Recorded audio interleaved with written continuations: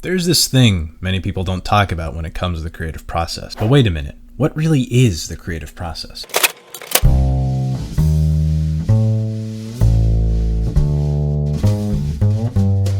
To summarize the creative process, it's a series of steps one takes in order to turn their creative vision into a reality.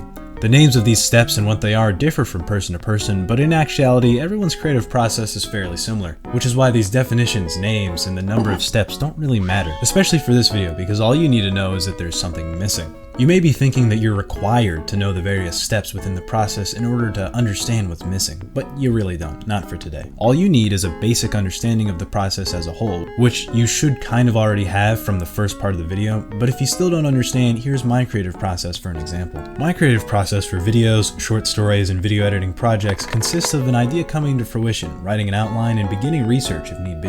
I say if need be because why would I write an outline and do research for something like this? You stupid white bitch.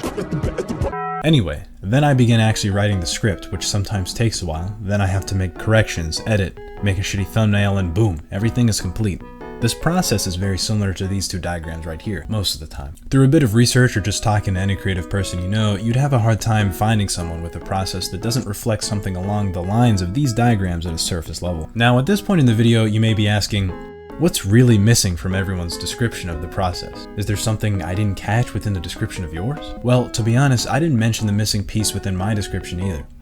So I'll just give you the answer. It's the fact that the process completely shatters somewhere in the middle more than 50% of the time! Especially for me, because the more and more ideas I conjure up, the less of them even make it past the research stage. This is either due to a lack of real originality, difficulty to really find the tools to make it become a reality, or a couple of days later, I think the idea was just fucking stupid. The latter is abhorrently evident with analytically based videos that take lots of research.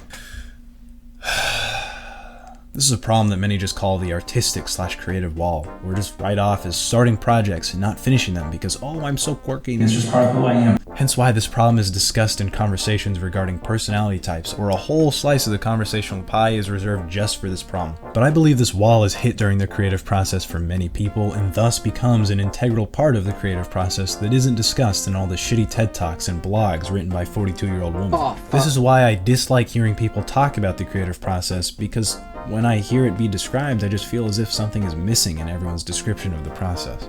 If you've been paying attention to the amount of time there is left in the video, you may be thinking, oh, so he isn't going to start screaming and ranting about this so-called missing part within the process? And no, I'm not, because that isn't the purpose of this video. All I wanted to do was possibly start a conversation regarding the wall that is hit during the process, which causes it to be cut short right about here for some people, or maybe here, who cares. Nevertheless, I hope this video can spark up a conversation regarding the wall. Oh, and before I go, the easiest way to make use of such a wall being hit is to recycle bits and pieces of the scrapped ideas this wall causes. Before I go, my next video is going to be anime related, so yeah, stay tuned for that.